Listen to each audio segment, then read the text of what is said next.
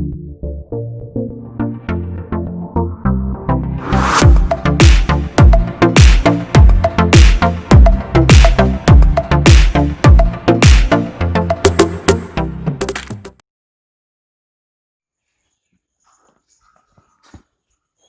Students, welcome to the D chemistry classes. आज हम solution chapter से कॉलिगेटिव प्रॉपर्टी डिस्कस करेंगे। तो देखिए, सबसे पहले आपको ये बता दें कि ये जो आपका टॉपिक है कॉलिगेटिव प्रॉपर्टीज़, इससे आपका थ्योरेटिकल क्वेश्चन भी बहुत ढेर सारा पूछा जाता है एंड न्यूमेरिकल आपका एटलीस्ट ज़रूर एक आता है। तो यहाँ पर थोड़ा सा सीरियसली होकर आप स्टडी करिएगा, वीडियो को बहुत ही केयरफुली वॉच करिएगा बिना स्किप किए, ताकि आपको सारी प्रॉब्लम्स इसमें जो हैं क्लियर हो जाएँ, चाहे थ्योरेटिकल हो चाहे आपकी न्यूमेरिकल्स हों, दोनों चीज़ें हम यहाँ पे करने वाले हैं। यहाँ पे देखते हैं कॉलिगेटिव प्रॉपर्टी क्या है। देखिए, कॉलिगेटिव प्रॉपर्टी आपकी सॉल्यूशन की वो प्रॉपर्टी है जो केवल नंबर ऑफ सॉल्यूट पार्टिकल्स पर डिपेंड करती है। कहने का मतलब ये है कि the properties of solution which depends on only the number of solute particles, not on the nature of solute particle. यानी कि जो आपका प्रॉपर्टी है वो केवल नंबर ऑफ पार्टिकल्स पर डिपेंड करता है, न कि आपका नेचर ऑफ सॉल्यूट पर, यानी कि नेचर ऑफ पार्टिकल। तो ये चीज़ आप ध्यान रखिएगा। यहाँ पर बहुत सारे छोटे छोटे क्वेश्चंस हम डिस्कस करेंगे, जिनमें मल्टीपल चॉइस भी आपके हो सकते हैं, असर्शन रीजन टाइप के भी हो सकते हैं, ठीक है, बहुत सारी चीज़ें हो सकते हैं। और लास्ट में एक वर्कशीट भी ऐड करेंगे आज, क्योंकि ये जो आपका टॉपिक है काफ़ी इंपॉर्टेंट है। तो यहाँ पर जो आपका कॉलिगेटिव प्रॉपर्टी है सॉल्यूशन का, वो आपका इस तरह से डिफाइन किया जा सकता है। The properties of solution which depends on the number of solute particles but not on the nature of solute are called colligative properties. ठीक है, कॉलिगेटिव प्रॉपर्टीज को हम डिमॉन्स्ट्रेटिव प्रॉपर्टीज भी बोलते हैं। इसका एक अनदर नेम है डिमॉन्स्ट्रेटिव प्रॉपर्टीज। यहाँ पर लिख सकते हैं colligative properties of dilute solutions. हमेशा ध्यान रखिएगा, ये डाइल्यूट सॉल्यूशंस या कंसंट्रेट सॉल्यूशन दोनों के लिए होती हैं, बट जो डाइल्यूट सॉल्यूशन की जो प्रॉपर्टीज हैं उनको डिमॉन्स्ट्रेटिव प्रॉपर्टीज भी बोलते हैं। मल्टीपल चॉइस के लिए इसको भी आपको लर्न रखना ज़रूरी है। हो सकता है कहीं एग्जाम में आपको ये मिल जाए और आपका 1 मार्क्स का फ़ायदा हो जाए, तो ये चीज़ ध्यान रखिएगा।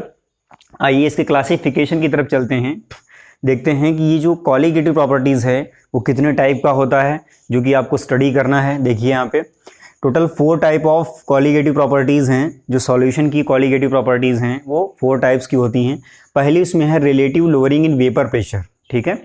दूसरा आपका है elevation in boiling point. Third है आपका depression in freezing point and fourth है आपका ऑस्मोटिक प्रेशर। तो ये चीज़ें आपकी हैं जो कॉलिगेटिव प्रॉपर्टीज़ हैं। और मैंने आपको ऊपर भी मेंशन कर रखा है कि जो कॉलिगेटिव प्रॉपर्टी है वो केवल आपकी नंबर ऑफ सॉल्यूट पार्टिकल्स पर डिपेंड करती है, न कि उसके नेचर पर डिपेंड करती है। तो यहाँ पर जो सॉल्यूशन है उसमें 2 ही कंपोनेंट्स होते हैं, एक आपका सॉल्यूट होता है, दूसरा आपका सॉल्वेंट होता है। तो यहाँ पर हम केवल इस टॉपिक में केवल हम नंबर ऑफ सॉल्यूट पार्टिकल्स पर फोकस करेंगे, क्योंकि हम यहाँ पर क्या स्टडी कर रहे हैं, हम यहाँ पर कॉलिगेटिव प्रॉपर्टी स्टडी कर रहे हैं। बिल्कुल आप दिमाग से निकाल दीजिए कि सॉल्वेंट कुछ होता भी है, ठीक है, केवल हम फोकस करेंगे सॉल्यूट पार्टिकल्स पर। तो आइए देखते हैं। सबसे पहली जो प्रॉपर्टी है relative lowering in vapour pressure, ठीक है। यहाँ पर एक टर्म आया है वेपर प्रेशर। तो वेपर प्रेशर को पहले मैं प्रीवियस वीडियोस में भी डिस्कस कर चुका हूँ, उसको मैंने डिटेल में डिस्कस किया था। मैंने आपको बताया था कि जो वेपर प्रेशर है वो लिक्विड्स का होता है, ठीक है, सॉलिड्स का नहीं होता है, गैसेस का भी हो सकता है। तो वेपर प्रेशर जो है आपका लिक्विड्स का जब होता है तो उसमें एक ऐसी कंडीशन जब वेपर्स निकलना स्टार्ट होते हैं, उस समय जो वेपर्स आपके जो प्रेशर जो है लिक्विड की आउटर सरफेस, जो अपर लेयर होती है, उस पर जो अप्लाई किया जाता है एक वेपर मॉलिक्यूल के द्वारा, ठीक है, या वेपर पार्टिकल के द्वारा, तो उसको हम वेपर प्रेशर बोलते हैं। अब कहने वाली बात है इसमें, देखिए, ये जो वेपर प्रेशर है वो डिपेंड करेगा नंबर ऑफ वेपर्स, ठीक है। जितने ज़्यादा वेपर्स निकलेंगे उतना ही ज़्यादा आपका सॉल्यूशन जो है उसके अपर लेयर पर फोर्स अप्लाई करेंगे, और उतना ही ज़्यादा, कहने का मतलब है उतना ही ज़्यादा आपका प्रेशर भी लगेगा, यानी कि वेपर प्रेशर भी उनका उतना ही ज़्यादा आएगा। तो यानी जो आपका वेपर प्रेशर है वो नंबर ऑफ वेपर्स पार्टिकल्स पर डिपेंड करता है, ठीक है। अब यहाँ पर जब वेपर पार्टिकल्स पर डिपेंड कर रहा है और relative lowering in vapour pressure है, रिलेटिव लोअरिंग मैंने आपको राउल्ट्स लॉ जब डिस्कस किया था तो वहाँ बताया था कि जो relative lowering in vapour pressure होता है वो किसके इक्वल होता है, मोल फ्रैक्शन ऑफ सॉल्यूट। ठीक है, ये बहुत अच्छे से मैंने डिस्कस किया है प्रीवियस वीडियोस में। जिन लोगों ने नहीं वॉच किया है उसको वॉच करें, देन उसके बाद में इसको देखें तो ये बहुत अच्छे से आपको समझ में भी आएगा और सारी चीज़ें आपको क्लियर भी हो जाएंगी। तो आइए देखते हैं यहाँ पे फर्स्ट जो आपकी कॉलिगेटिव प्रॉपर्टी है, relative lowering in vapour pressure. ठीक है, अब देखिए, according to Raoult's law the relative lowering in vapour pressure of an ideal solution, इसको हम ये मान के चलते हैं कि जो भी हमारा सॉल्यूशन है वो आइडियल है। ठीक है, ideal solution containing non volatile solute. अब देखिए यहाँ पर नॉन वोलाटाइल सॉल्यूट आया, इसका मतलब क्या है, यहाँ पर मैंने जो प्रीवियस वीडियो आपको दिए हैं उसमें हमने आपको दो राउल्ट्स लॉ डिस्कस किए हैं, एक Raoult's law for volatile liquids, ठीक है, volatile solutes, and Raoult's law for non volatile solutes, दोनों हमने डिस्कस किए हैं। तो जो आपका नॉन वोलाटाइल सॉल्यूट वाला है उसका कॉन्सेप्ट इसमें हम यूज करेंगे, उस रूल को यहाँ पर हम फिट करने वाले हैं। तो यहाँ पर हम यहाँ थे, ideal solution containing non volatile solute is equal to the mole fraction of solute at a given temperature, यानी कि एक पर्टिकुलर टेम्परेचर पर जो आपका relative lowering in vapour pressure है वो किसके इक्वल होता है, वो आपका मोल जो आपका सॉल्यूट है उसके मोल फ्रैक्शन के सीधा इक्वल होता है। तो यहाँ पर एक फॉर्मूला बनेगा PA0 minus PA upon PA0। ये जो आपका पूरा टर्म है इसको हम क्या बोलते हैं, इसको बोलते हैं relative lowering in vapour pressure. और ये आपका XB जो है यहाँ पर ये क्या है, मोल फ्रैक्शन ऑफ सॉल्यूट। अब देखिए यहाँ पर AB हमने टर्म्स यूज किए हैं, तो आपको हम एक चीज़ क्लियर कर दें, यहाँ पर जो सॉल्यूशन हमने कंसीडर किया है उसमें दो कंपोनेंट्स होंगे। ठीक है, तो जो पहला कंपोनेंट है उसको हम कैपिटल A मान लिए हैं और जो दूसरा कंपोनेंट है उसको हम कैपिटल B मान लिए हैं।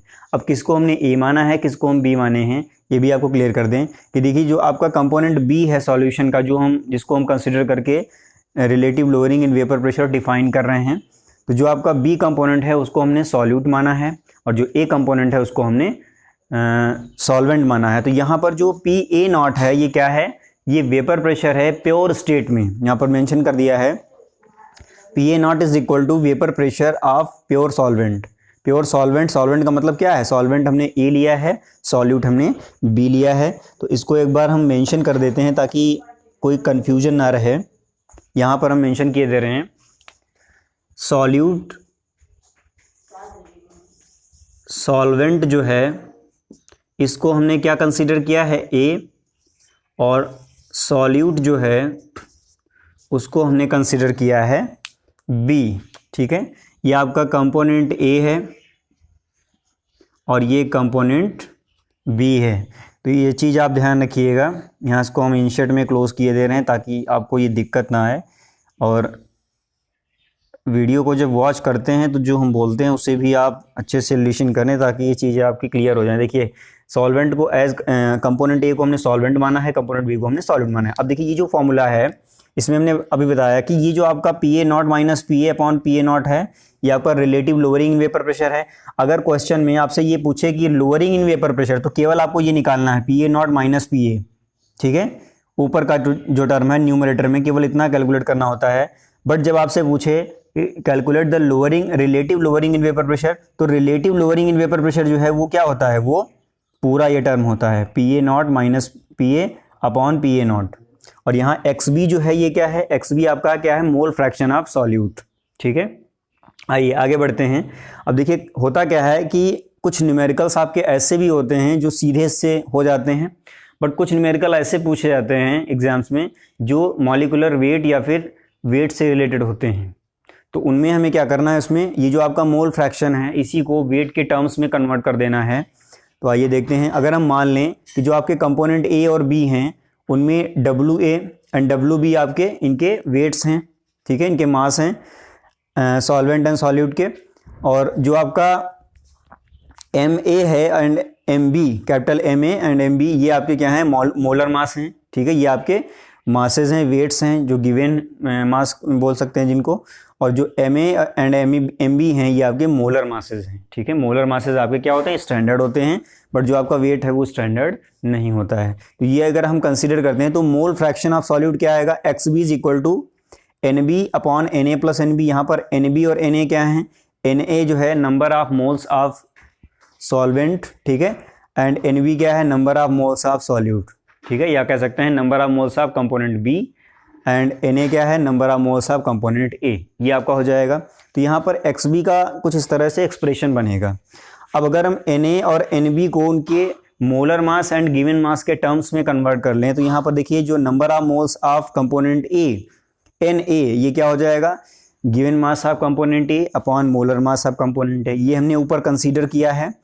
WA और Ma ये दोनों क्या हैं, वो आपका गिवन मास है, और ये आपका Ma क्या है, मोलर मास है। तो जो आपका नंबर ऑफ मोल्स का फॉर्मूला होता है वो क्या होता है, given mass upon molar mass. तो यहाँ से हमने WA अपॉन Ma मेंशन कर लिया। उसके बाद सिमिलर वे में NB का भी इसी तरह से हो जाएगा, WB अपॉन MB, ठीक है, given mass of component B upon molar mass of component B, ठीक है, ये आपका हो गया। अब हम क्या करेंगे, इस फॉर्मूले पर आते हैं, PA0 minus PA upon PA0 is equal to XB।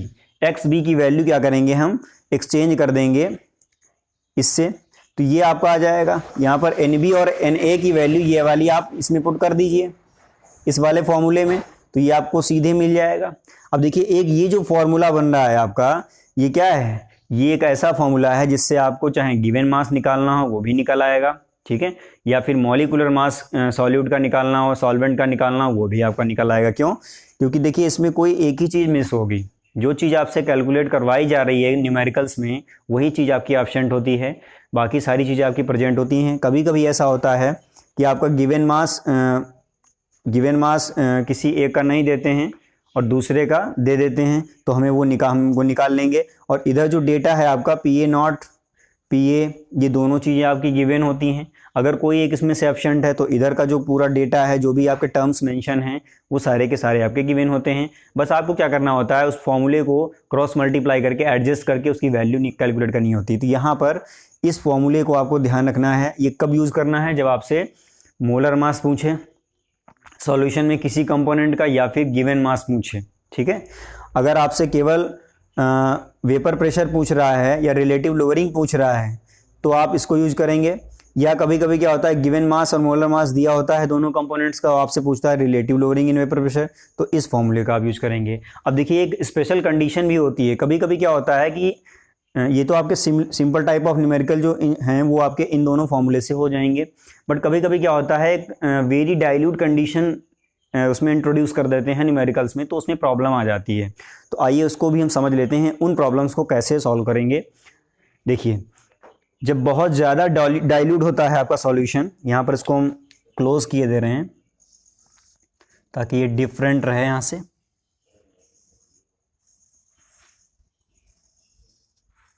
ठीक है। तो होता क्या है, जब भी आपको इस तरह से मिले कि फॉर वेरी डाइल्यूट सोल्यूशन, तो ये जो डाइल्यूशन की कंडीशन है 1% से 5% तक होती है। कहीं कहीं बुक्स में 8% भी दिया है, 10% तक भी कंसिडर किया है, बट उसमें कभी कभी क्या होता है कि ये लिख देते हैं। तो आपको क्या करना है कि Na प्लस NB जो है उसको Na के इक्वल मान लेना है, ठीक है।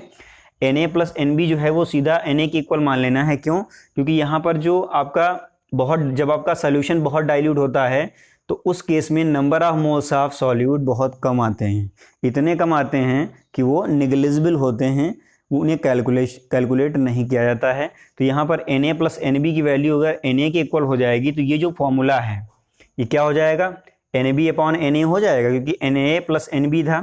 Na प्लस NB की जगह हम Na ले लेंगे तो यहाँ भी Na हो जाएगा, केवल NB यहाँ से हट जाएगा। तो जो आपका ये फॉर्मूला था XB यहाँ से आए, फिर XB की जगह पर ये कौन सी वैल्यू रखी जाएगी, NB अपॉन Na, और NB अपॉन Na ये जो है आपकी NB Na और NB की वैल्यूज़ यदि हैं यहाँ पर पुट कर देंगे तो एक नया फॉर्मूला बनेगा। अगर आपसे मोल्स और relative lowering in vapour pressure का चर्चा किया गया है न्यूमेरिकल्स में, तो आप इतने टर्म को यूज करें। अगर आपसे पूछा गया है number of moles and molecular mass, relative lowering in vapour pressure and molar mass, तो आप इसको इसके इक्वल लिख के कैलकुलेट करें। तो ये कंडीशन है जिस पे न्यूमेरिकल्स आपसे पूछे जाते हैं। तो अभी इसको आप नोट कर लीजिए, और अभी हम एक एक दोनों केसेस के न्यूमेरिकल्स करेंगे और आप देखेंगे उसमें किस तरह से इनको हम सॉल्व करते हैं, ठीक है। बहुत ईजी है, तो तब तक इसको नोट कर लीजिए, इसका स्क्रीनशॉट ले लें।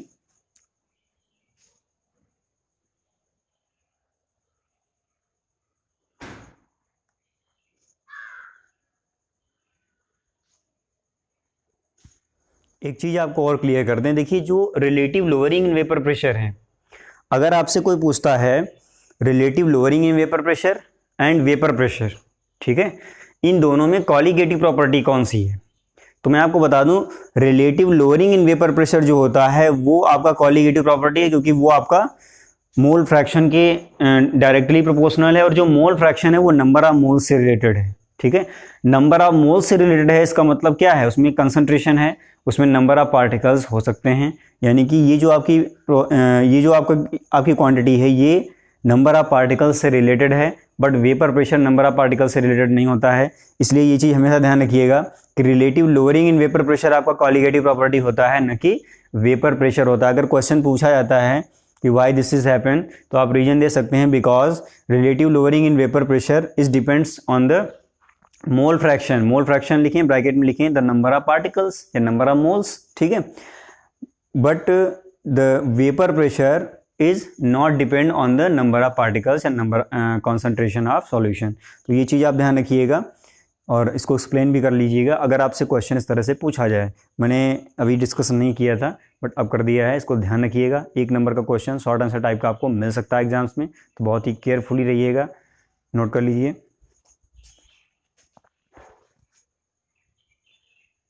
ये आपका न्यूमेरिकल है, ठीक है, जो कि relative lowering in vapour pressure पर बेस्ड है। इसमें क्या हमें कैलकुलेट करना है, देखते हैं जरा।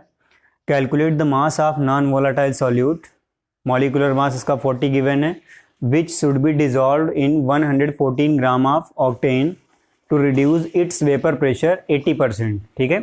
यानी कि जो इसमें कैलकुलेट करना है वो आपका क्या है, मास ऑफ नॉन वोलाटाइल सॉल्यूट, उसे हमें कैलकुलेट करना है। और इसमें हमें देखिए वेपर प्रेशर नहीं दिया है, बट इतना दे दिया है इसने कि ऑक्टेन जब उसमें ऐड करते हैं तो वो 80% तक रिड्यूस होता है, ठीक है। यानी कि जो फाइनल वेपर प्रेशर है वो 80% आता है।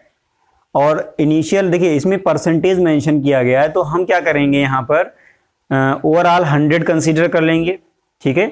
और ओवरऑल 100 किसको कंसीडर करेंगे, प्योर सॉल्वेंट के वेपर प्रेशर को। क्यों, क्योंकि जब ऑक्टेन आपका 114 ग्राम ऑक्टेन उसमें ऐड किया गया है तो वो 20% क्या हुआ है, कम हो गया है, रिड्यूस्ड टू 80%, यानी कि उसको 80% तक कम किया गया। यानी कि अभी जो फाइनल प्रेशर है वेपर प्रेशर सॉल्यूशन का वो क्या है, 80 है। अगर हम 100 मानते हैं वेपर प्रेशर ऑफ सॉल्वेंट को, 100 क्यों मान रहे हैं ध्यान रखिएगा, क्योंकि यहाँ पर परसेंटेज में मेंशन है। और ऐसे क्वेश्चंस को करने के लिए हमेशा ध्यान रखिएगा आपको वेपर प्रेशर कहीं भी गिवन नहीं होगा, केवल परसेंटेज गिवन होगा। बहुत ही केयरफुली वॉच करिएगा इसको, क्योंकि यहाँ पर vapour pressure reduced its vapour pressure to 80% है। अगर ये होता है वेपर प्रेशर रिड्यूस्ड 80%, तो फिर वो क्या होता है, उसको 20% मान के हमें करना पड़ता है। तो ये चीज़ आप ध्यान रखिएगा। अब यहाँ पर इसको हम देखते हैं कैसे इसको करेंगे।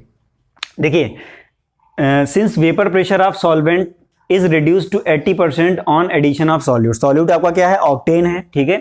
तो यहाँ पर जब आपका 80% तक रिड्यूस होता है, यानी कि जो फाइनल सॉल्यूशन है, जो आपका सॉल्यूशन है उसका फाइनल वेपर प्रेशर 80 आएगा। कब, अगर हम ये मान लें लेट द वेपर प्रेशर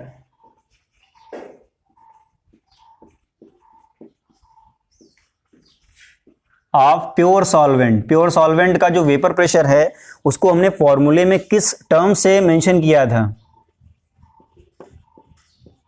इसको हमने मेंशन किया था PA0 से। तो PA0 को अगर हम 100 मान लेते हैं, क्योंकि यहाँ डेटा जो है वेपर प्रेशर का वो परसेंटेज में मेंशन है, तो अगर ये है then vapour pressure of solution,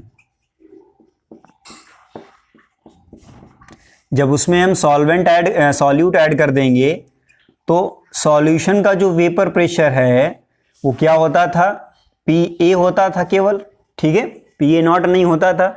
ये आपका वेपर प्रेशर कब आता था, जब उसमें नॉन वोलाटाइल सॉल्यूट उसमें ऐड कर दिया जाता था। तो ये आपका क्या है, ये 80 है, ठीक है। अब देखिए दोनों डेटा जब आपको पता है तो आप relative lowering in vapour pressure निकाल सकते हैं। Relative lowering in vapour pressure होता क्या है,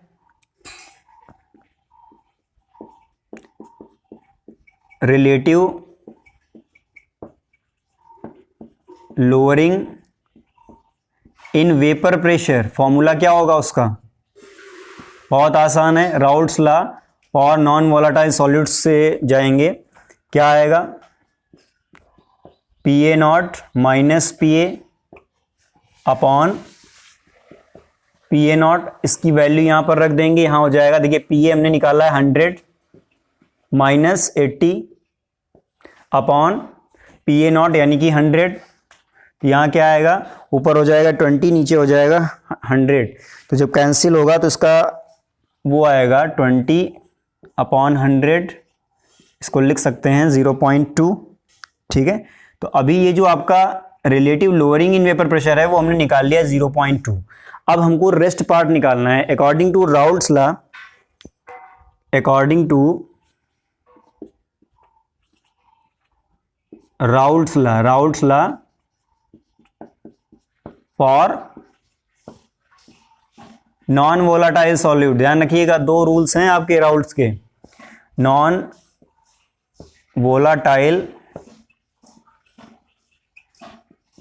सॉल्यूट क्या होता है, उसका formula P A nought minus P A upon P A nought, ये relative lowering in vapour pressure है। और आगे क्या होता है, सॉल्यूट, सॉल्यूट यहां पर लिख लें या फिर इसको एक्स बी लिख लें, ठीक है।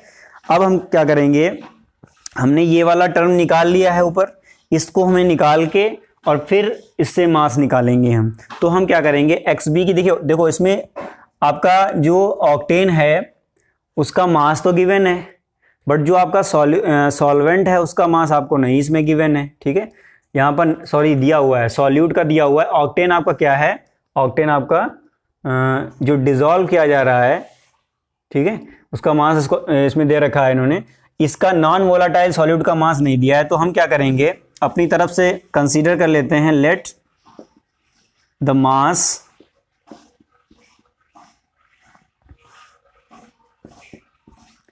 dissolved of non-volatile solute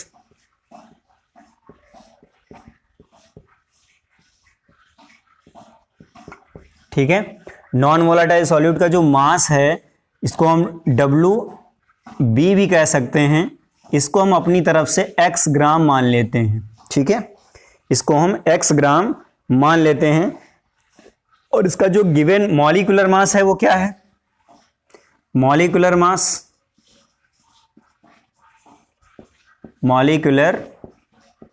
mass of non volatile solute, ये क्या होगा, MB, ये आपका गिवन है 40, ठीक है, ये आपको दिया हुआ है 40 ग्राम। अब हम क्या करेंगे, इसका नंबर ऑफ मोल्स निकाल लेंगे। अब देखिए दूसरा इसमें क्या हमें लगना है, क्योंकि इसमें जो मोल फ्रैक्शन है उसमें दो आपके टर्म्स होते हैं, एक होता है number of moles of solute and number of moles of solvent. तो हमने number of moles of solute तो निकाल लिया है, उसको भी निकाल लेते हैं। द मास ऑफ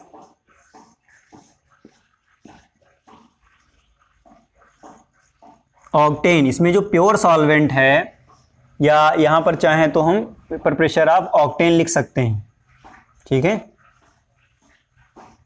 क्योंकि ऑक्टेन आपका क्या है, प्योर सॉल्वेंट है। मास ऑफ ऑक्टेन कितना है, WA, ये कितना दिया है, ये आपका 114 ग्राम है, ठीक है। मोलर मास इसका क्या हो जाएगा, मोलर मास पता करने के लिए इसका फॉर्मूला भी पता होना चाहिए। ऑक्टेन का फॉर्मूला क्या होगा, इसका एल्केन है, एल्केन का जो सिंपल फॉर्मूला होता है, जनरल फॉर्मूला, वो क्या होता है, CnH2n+2। अगर C की वैल्यू ऑक्टेन है, ऑक्टेन का मतलब नंबर ऑफ कार्बन एटम कितने होंगे, 8, तो यहाँ पर जब C8 लिखेंगे तो 8, और यहाँ पर H2n+2 होता है, तो यहाँ आपको 2n का मतलब हो गया 16 + 2 यानी कि 18। इसका आप मॉलिक्यूलर मास निकालेंगे तो MA आपको पता चल जाएगा। MA आपका देखिए, इसको निकालेंगे 12 × 8 + 1 × 18, 12 8 96 और +18, यहाँ कितना हो जाएगा, 114 ही आएगा इसका, ठीक है। अब हम क्या करेंगे, नंबर ऑफ मोल्स निकाल लेते हैं। या बताओ सीधे इसको कैलकुलेट कर लें? चलो कर लेते हैं। देखिए इधर हम साइड में यहाँ पे निकाले दे रहे हैं, चलो यही निकाल लेते हैं। Number of moles of non volatile solute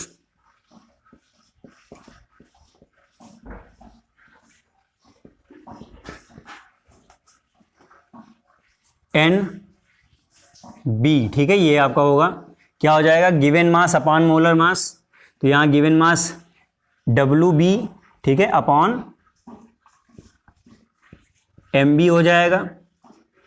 ये क्या हो जाएगा, यहाँ पर हो जाएगा x अपॉन 40, ठीक है। ऐसे ही दूसरे का भी निकाल लेते हैं। दूसरे का क्या होगा, number of moles of octane. Octane का मतलब हो जाएगा यहाँ पर Na किसके इक्वल होगा, WA अपॉन MA, यानी कि ये आपका आ जाएगा 114 अपॉन 114, और इसको जब कैंसिल करेंगे तो ये आपका आ जाएगा 1। तो Na हमने कैलकुलेट कर लिया, NB इसलिए नहीं कैलकुलेट होगा क्योंकि यहाँ पर x वेरिएबल है और 40 आपका कांस्टेंट है। तो वेरिएबल कभी भी कांस्टेंट से एग्जैक्टली डिवाइड नहीं हो सकता। तो आइए इस फॉर्मूले पे हम चलते हैं और इसमें जो XB की वैल्यू है उसको हम इसमें पुट करने का प्रयास करते हैं। देखिए यहाँ पर अगर इसको हम ऐसे लिख दें तो गलत नहीं होगा, PA0 minus PA upon PA0 is equal to, देखिए XB है, XB की वैल्यू यानी कि mole fraction of solute NB upon Na plus NB, ये आपका फॉर्मूला हो जाएगा। अब इसमें हम क्या करेंगे, ये सारी वैल्यूज पुट कर देंगे। तो यहां पर आ जाएगा ये जो आपका PA0, यहाँ पर इक्वेशन इसको हम फर्स्ट डाल देते हैं यहाँ से, बाई इक्वेशन फर्स्ट। आइए देखिए जो आपका PA0 minus PA upon PA0 है, ये हमने 0.2 निकाला था, तो यहाँ पर 0.2 हो जाएगा इज इक्वल टू, ये जो आपका NB अपॉन NA है, NB हमने निकाला है, NB कितना था, x अपॉन 40, x अपॉन 40, और NA कितना निकाला है, 1 निकाला है, ठीक है। इसी फॉर्मूले में हम रख रहे हैं, NA की वैल्यू यहाँ 1 हो गई, NB की वैल्यू फिर यहाँ रखेंगे x अपॉन 40। तो यहाँ पर इसको जब आगे फॉरवर्ड करेंगे तो यहाँ देखिए ये जो आपका है, ये क्रॉस मल्टीप्लाई करके जब एडजस्ट करेंगे तो यहाँ आ जाएगा 0.2, ठीक है। इसको हमने सॉल्व किया, x upon 40 minus 0.2 x upon 40 हो जाएगा।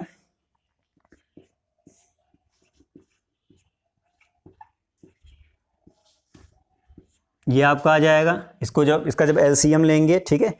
अब इसको हम सॉल्व करेंगे तो यहाँ पर फाइनल जो आपका बनेगा, इसको और आगे हम ले जा रहे हैं, 0.2 is equal to 0.8 x upon 40x, ये आपका बनेगा।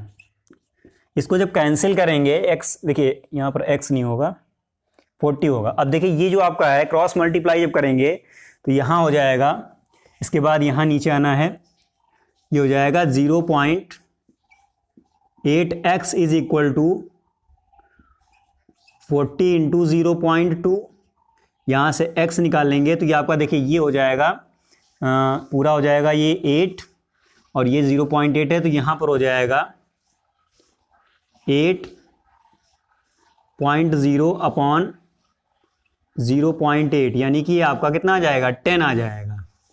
तो ये जो 10 ग्राम आया है ये आपका क्या है, आंसर है, ठीक है। और ये जो 10 ग्राम आया है ये किसका आंसर है, ये क्या है, ये आपका रिक्वायर्ड मास ऑफ, यहाँ पर लिख सकते हैं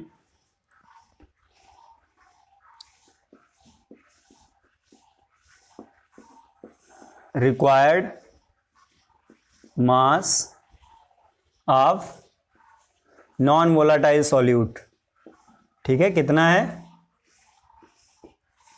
10 ग्राम। तो ये आपका फाइनल आंसर आ गया, ठीक है। इसको नोट कर लीजिए। और देखिए न्यूमेरिकल जो है इतना टफ नहीं है, सारे कॉन्सेप्ट्स आपको क्लियर होने चाहिए। यहाँ पर क्या हमें निकालना है, कैसे चलना है, ठीक है। परसेंटेज जहाँ भी आपको दिखे तुरंत वहाँ पर समझ जाइएगा, इसमें 100 को ओवरऑल 100 लेकर हमें चलना है।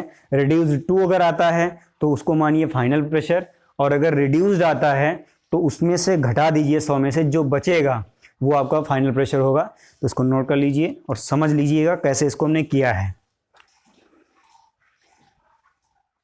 आइए इस न्यूमेरिकल को देखते हैं। सेकेंड न्यूमेरिकल है calculate the vapour pressure of aqua solution. इसमें हमें सॉल्यूशन का वेपर प्रेशर निकालना है containing 5% of mass urea. Urea का फॉर्मूला है NH2CONH2, ठीक है। At 298 kelvin the vapour pressure of water at 298 kelvin is 23.75 mmHg। यानी कि देखिए प्योर जो आपका सॉल्वेंट है, जो वाटर है, उसका हमें वेपर प्रेशर दे दिया है, और जो एक्वा सॉल्यूशन है उसका कंपोजिशन दिया है 5% बाय मास ऑफ यूरिया। तो आइए पहले ये जो 5% ऑफ बाय मास दिया है इसका मतलब समझ लेते हैं। देखिए 5% aqua solution by mass of urea का मतलब ये है कि 5 ग्राम यूरिया आपका 95 ग्राम वाटर में डिसॉल्व है। दूसरे वर्ड्स में कह सकते हैं 5 ग्राम आपका यूरिया जो है वो 100 ग्राम सॉल्यूशन में है। 100 ग्राम सॉल्यूशन, देखिए सॉल्यूशन का तो इसमें हमें मास नहीं लेना है, हमें सॉल्वेंट का मास चाहिए, सॉल्यूट का मास चाहिए।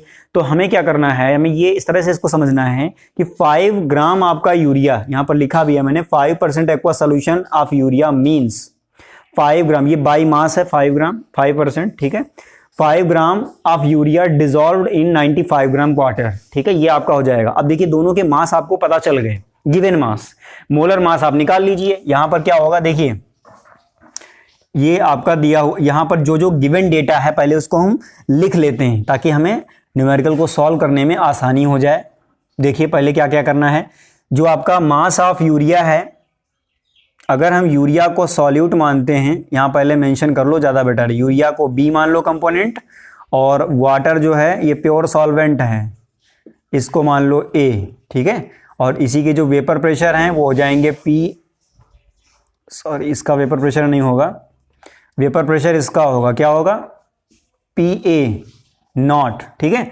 आइए अब देखते हैं, यहां पर देखिए यूरिया का जो मास है वो क्या है, डब्ल्यू बी, ये 5 ग्राम है, ठीक है। डब्ल्यू ए क्या हो जाएगा, डब्ल्यू ए का मतलब वाटर का जो मास है वो कितना है, 95 ग्राम है, क्योंकि 5% सॉल्यूशन का हमें दिया था कंपोजिशन बाई मास, ये हो गया। ऐसे ही इनके मोलर मास भी लिख लो यहाँ पे, एम बी क्या हो जाएगा, एम बी का मतलब यूरिया का molar mass, molar mass urea का कितना हो जाएगा, molar mass of urea, urea का मतलब हो गया NH2CO NH2, इसको निकालेंगे तो ये तुम्हारा यूरिया का जो मास है वो 60 आएगा, ठीक है। इसको निकाल लीजिएगा, ये आपका 60 आ गया। ऐसे ही मोलर मास वाटर का सभी को पता है, नहीं पता है तो पता करिए क्योंकि बहुत इजी होता है, इसका 18 होता है। तो यहाँ पर जब हम लिखेंगे MB क्या है, मोलर मास ऑफ यूरिया यानी कि 60, और MA क्या है, यहाँ पर वाटर है, वाटर का होता है 18। अब देखिए जो वेपर प्रेशर है एक का हमें दिया है, PA नॉट दिया है, PA नॉट का मतलब क्या है, प्योर वाटर, लिखा है इसमें साफ साफ, the vapour pressure of water at 298 kelvin. देखिए टेम्परेचर का इसमें कोई रोल नहीं है, टेम्परेचर केवल आपको कंफ्यूज करने के लिए दिया है। टेम्परेचर से बिल्कुल कंफ्यूज नहीं होना, क्योंकि जो आपका Raoult's law for non volatile liquids है वो उसमें टेम्परेचर का कोई भी टर्म नहीं होता है। तो PA नॉट आपको दिया है 23.75 mmHg, ठीक है। निकालना क्या है आपको, PA आपको कैलकुलेट करना है। तो आइए देखते हैं, according to Raoult's law, according to Raoult's law for non volatile liquid या नॉन वोलाटाइल सॉल्यूट, क्या होता है formula, PA not minus PA upon PA0 is equal to mole fraction of B, यानी कि कंपोनेंट B। अब देखिए जो इसका मोल फ्रैक्शन है वो हम साइड में अगर कैलकुलेट कर लें, या फिर इसमें जो देखिए यहाँ पर जो XB है वो क्या होगा मैं बता दूंगा आपको प्रीवियस क्वेश्चन के बेसिस पर। NB यानी कि number of moles of component B, B इसमें क्या है, यूरिया है, यानी कि number of moles of urea upon number of moles of water and plus number of moles of urea. तो यहाँ पर NB और Na अगर हम निकालेंगे, NB क्या हो जाएगा, WB अपॉन MB हो जाएगा। इसकी वैल्यू यहाँ रख दीजिए, WB कितना है 5 है, MB आपका 60 है, यहाँ हो गया 5 अपॉन 60, ठीक है। NB क्या हो जाएगा, Na आपका हो जाएगा WA अपॉन MA। तो WA आपको कितना दिया है, 95 है, 95 अपॉन 18, ठीक है। ये वैल्यूज आपको पता चल गई। अब देखिए ये जो XB है, अगर इसकी जगह पर हम यहाँ ये लेते हैं, देखिए PA0 minus PA upon PA0 is equal to XB ये होता है, तो यहाँ ये सीधे हम लिख सकते हैं NB upon Na plus NB और Na की वैल्यूज यहाँ हमने कैलकुलेट की, यहाँ पर रखिए। PA0 भी आपको गिवन है, उसको भी आप यहाँ रखिए, ठीक है।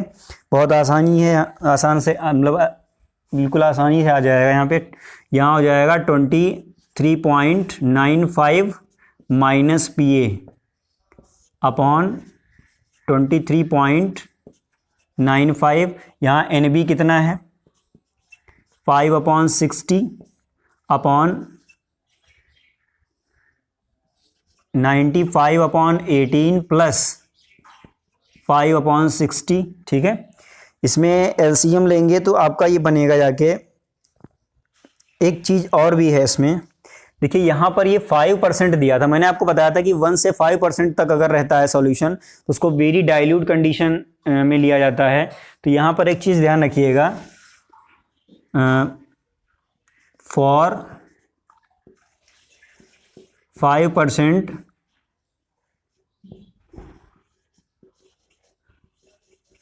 एक्वस सॉल्यूशन, ठीक है। यहाँ पर लिखेंगे वेरी डाइल्यूट सॉल्यूशन। यहाँ पर क्या होता है Na प्लस NB, ये किसके इक्वल होता है, ये Na के इक्वल होता है। ये चीज़ आप बहुत अच्छे से ध्यान रखिएगा, मैंने थ्योरेटिकल पॉइंट ऑफ व्यू से भी इसको डिस्कस किया है। तो यहाँ पर देखिए हमें लगता है कि ये जो आपका NB है इसको कैलकुलेट करने की ज़रूरत ही नहीं पड़ेगी, सीधे आप इसकी वैल्यू रख के निकाल सकते हैं। तो ये जो आपका ये वाला पोर्शन है इसको हम इस तरह से लिख सकते हैं, ठीक है। ये जो आपका पोर्शन है इसको हम आगे एक टर्म और उसमें बढ़ा रहे हैं, यहाँ हो जाएगा PA0 minus PA upon PA0 is equal to NB upon Na, क्योंकि ये जो वैल्यू है वो डायरेक्ट Na के इक्वल हो जाएगी, Na के अप्रॉक्सीमेटली है। यहाँ पर NB का कोई ये जो NB की वैल्यू है, number of moles of B component है, ये निग्लिजिबल है, यहाँ पे बहुत कम है। तो ये फॉर्मूला आपको यूज करना है, ठीक है। अगर आप डायरेक्ट इसको लर्न रखते हैं तो यहाँ सीधे लिख दीजिए for very dilute solutions this, and इसको ज़रूर आप मेंशन करें सॉल्यूशन में। तो आइए इस पर वैल्यूज़ इसमें पुट कर देते हैं, 95 माइनस PA 23.95, यहाँ NB की वैल्यू कितनी है 5 अपॉन 60 अपॉन 95 अपॉन 18।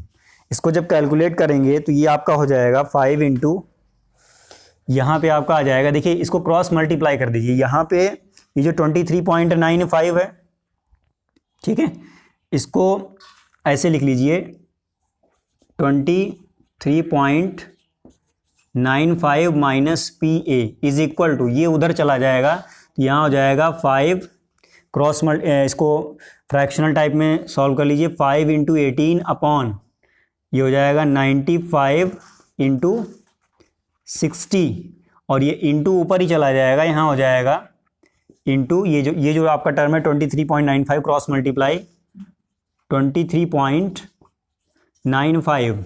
अब इसको जब कैलकुलेट करेंगे तो यहाँ आपका आएगा ये इतना जो है ये किसके इक्वल आएगा, ये वाला टर्म ये आ जाएगा आपका 0.375।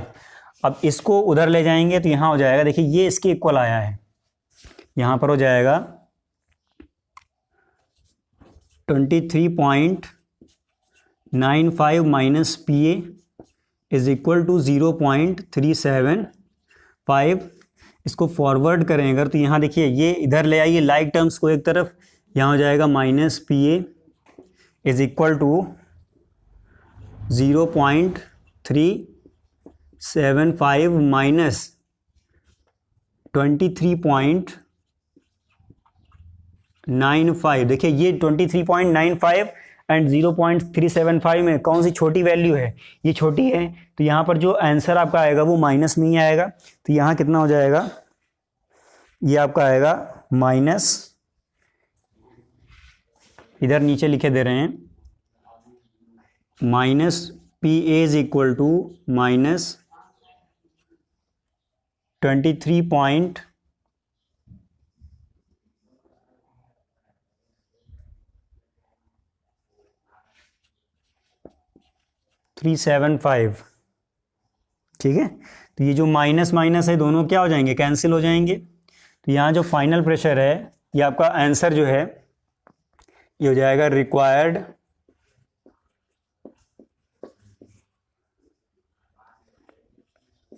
Vapour pressure of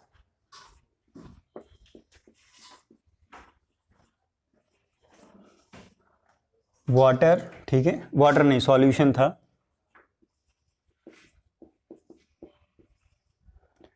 PA is equal to 23.375।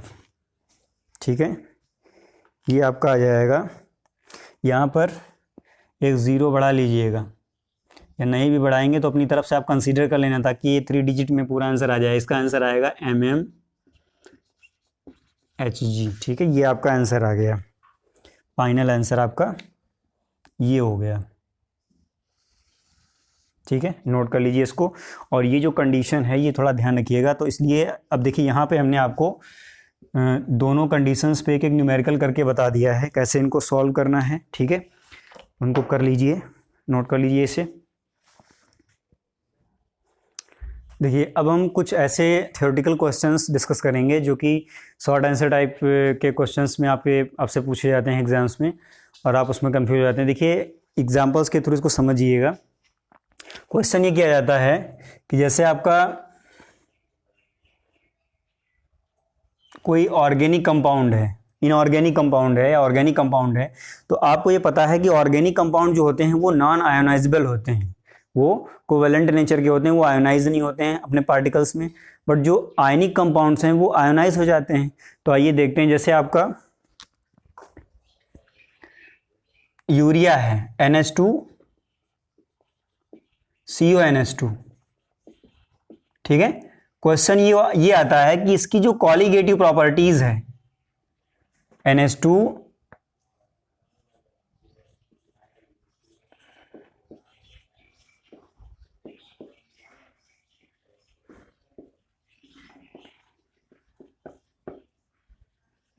Colligative properties, ये किसी अगर दूसरे कंपोनेंट या फिर किसी दूसरे कंपाउंड से जो कि आयनिक कंपाउंड हो, ये आपका कैसा कंपाउंड है, ये ऑर्गेनिक है, ऑर्गेनिक कंपाउंड है। और जो ऑर्गेनिक कंपाउंड होते हैं वो कैसे होते हैं, नॉन आयनिक होते हैं, नॉन आयोनाइजेबल होते हैं।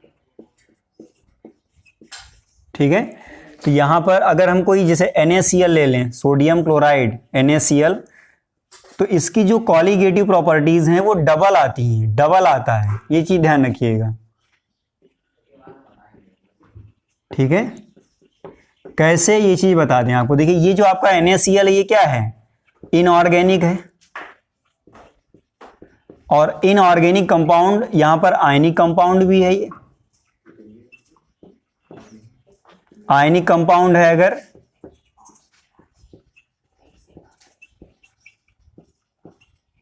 तो ये क्या होगा, ये Na plus and Cl minus में टूट जाएगा, बट ये आपका नॉन आयोनाइजेबल है तो इसमें आपका ये टूटेगा नहीं, तो इसमें क्या होगा, 1 पार्टिकल होगा।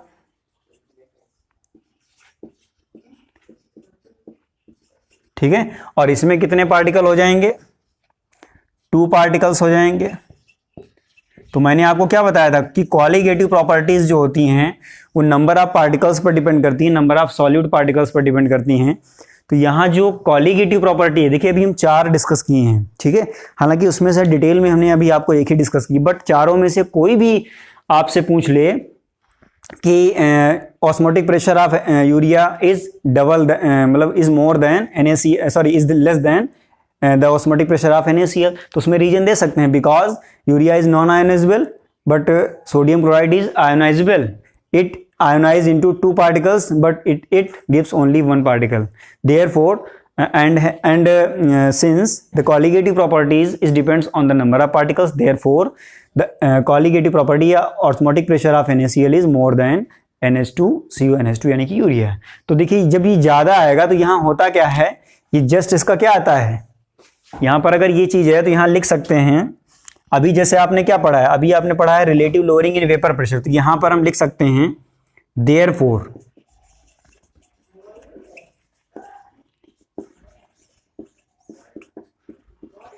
relative lowering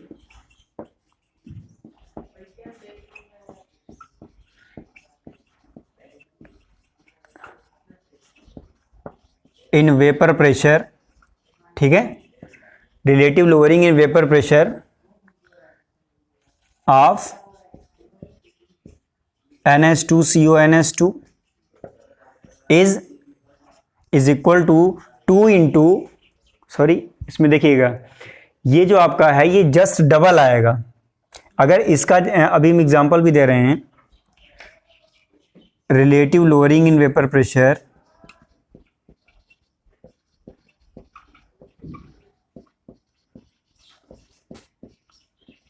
in vapour pressure of NaCl, या नीचे यहाँ पे लिखे दे रहे हैं ऑफ NaCl, तो देखिए ये जस्ट डबल आता है। क्यों डबल आता है, क्योंकि इसमें 2 पार्टिकल्स हैं पर पार्टिकल। जैसे एग्जांपल अगर हम लें,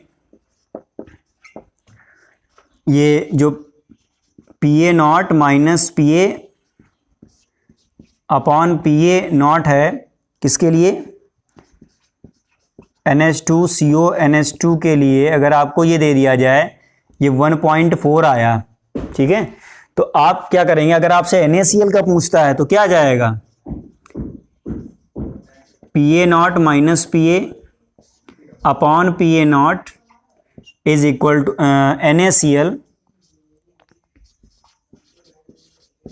NaCl का कितना आ जाएगा, 2 इंटू 1.4। ये चीज़ आप ध्यान रखिएगा, ठीक है। अगर इन दोनों के लिए ये दिया है तो कभी कभी ऐसे क्वेश्चंस पूछ लिए जाते हैं, तो ये जो भी है आपका ये कितना आ जाएगा, 2.8 आ जाएगा। ऐसे ही अगर हम किसी दूसरे के लिए निकालें, जैसे आपका AlCl3 है,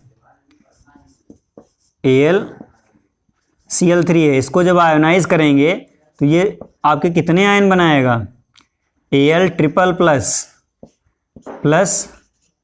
3Cl माइनस, तो यहाँ पर कितने पार्टिकल्स हो जाएंगे, 4 पार्टिकल्स आएंगे। तो अगर 4 पार्टिकल्स हैं और आपको उसने दे दिया है कि इसका यूरिया का इतना है, तो आप AlCl3 का बताइए, तो AlCl3 का कितना आएगा, 4 टाइम्स आएगा। इसको हम क्या करेंगे, 4 से मल्टीप्लाई करेंगे।